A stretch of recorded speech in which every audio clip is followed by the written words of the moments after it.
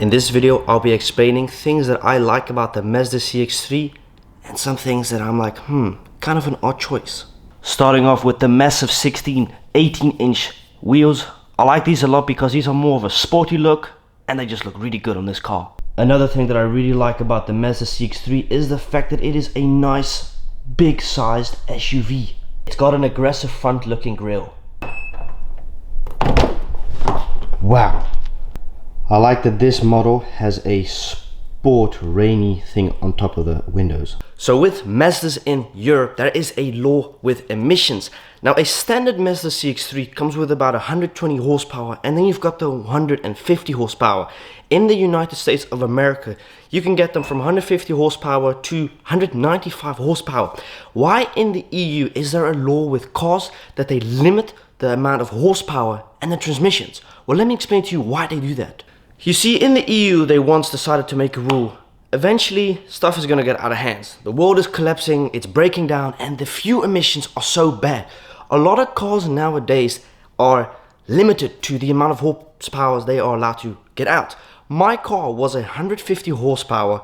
I tuned it a couple of days ago from 150 horsepower to 175 horsepower. Now I didn't have to, but I really was like, man, it is missing that extra couple of horsepowers so it can really perform. I'm not saying it was underperforming, but when you need that hit, you really want that hit on a car.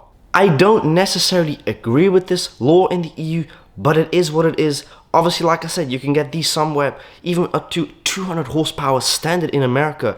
Here you have to tune, do all this stuff, stage 1, stage tuning 2, but it does the trick at the end of the day regardless. Now my model is actually lowered 3 to 4 centimeters, so it is indeed a bit lower. So I've had this car for a few weeks, and things that I really love about the interior is how smooth it is. Some would arguably say it's basic, but I just love the overall smoothness, the feeling, the touch of the car. It has everything you want in an SUV. As you can see, it's got tinted windows at the back. Window tints at the front is not allowed. As you can see, it's got a very nice dark tint at the back to add a little bit more privacy, and it helps against the sunlight. It's got a very nice tail light. This is the indicator for the left side. And this is not standard on a Mazda CX-3, this is an aftermarket, but when I got this car I was not expecting this exhaust. Now this unit has been debadged. Normally there would be a badge there and there would be a CX-3 badge there somewhere. By the way, let me know down in the comments below, do you like a car debadged or do you like it fully badged? I like it like this. Some car models have the indicators on there, some models have them on the bottom there. I like the fact that it's up here.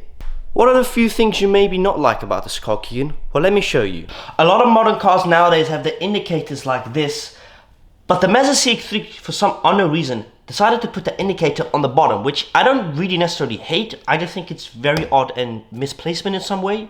What I like about this car that it has front parking sensors. It really helps trying to park in.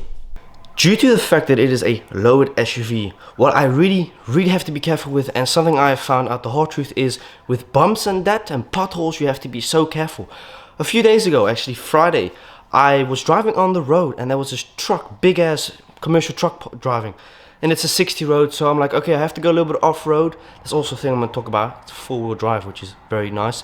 I'm going about 35, 45 kilometers, and boom, I'm like, oh crap, I hit a pothole on the side of the road. I look, nothing damaged luckily, but it's one of these things with like bumps and everything. I go a little bit extra slow because I've had it a few times where I hear, I'm like, oh, that's the front bumper, due to the fact it's been lowered. Some cars in today's time, or in general, a lot of cars with this Mazda, for example, are not all-wheel drive.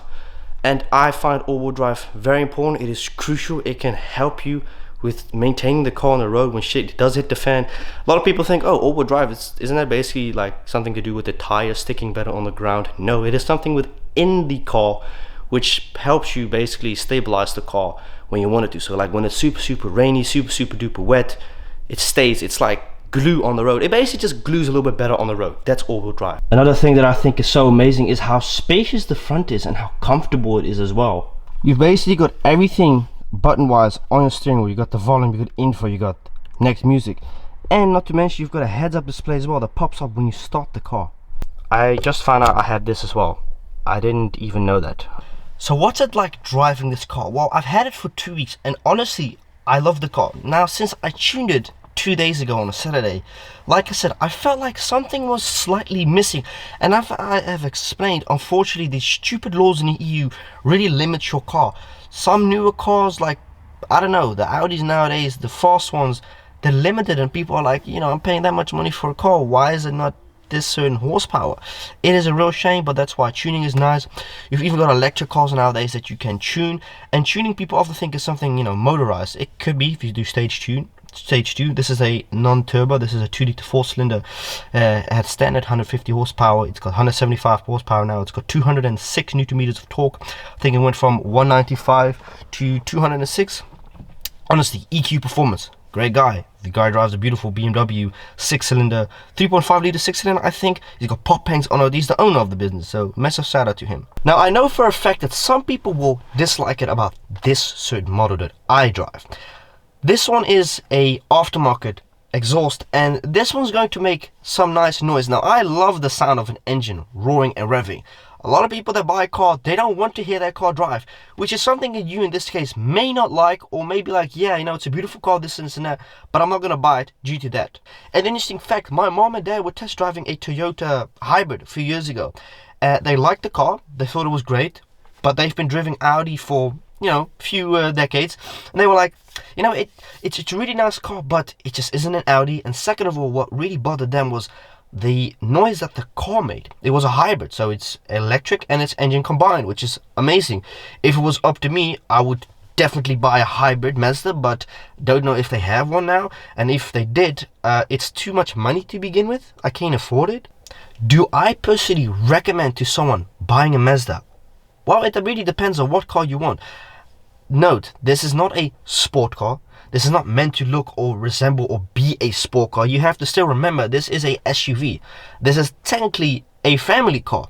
However, the previous owner had pimped it crazy with exclusive options on the inside, with some really nice options on the outside of the car. So when we rocked up 2 weeks ago at the dealer, we were expecting, oh, it's just a regular Mazda CX-3. But to our surprise, the guy had done the rims, had done the outside skirts, had done all this and that.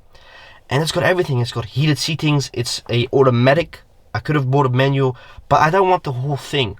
Another thing that I think they could have and maybe should have done better is the trunk. The trunk size, unfortunately, does not fit well. But who cares? I'm a driver. I'm the only one who drives this thing on a daily. And if I got some extra stuff, I just put it on the back seat. No problem. Another thing I really love about this car, that it only drives 1 on 17. Now, with me driving this thing daily, I may be lucky if I drive 1 on 13, 1 on 12, because I like to give it a little bit of gas. Once in a while, you got to give your car a little bit of gas because you need to clean it. You need to clean the filter, etc. But so far, already, this car I like. And there's not really much else I can say that I dislike about this car, because if I didn't like this car, I wouldn't have bought it to start off with. Anyways, thank you guys so much for watching this video. Now, I saw a lot of people recommending, like, yo bro, we want another GoPro POV, but like, buy a headband. I'm going to order a headband. I'm not going to say that it's going to arrive for the next video, but we got a story time video in the next video coming up. I hope you guys enjoyed this video, and I will see you next time. Honestly, Mazda, also another thing, Japanese brand, just like a Honda, the shit's never going to break. It's a nice car, it is comfortable, and as weird as this may sound, I actually find this car, my car, more comfortable than my parents', well, my mom's Audi Q5. I don't know why, but it's more comfortable.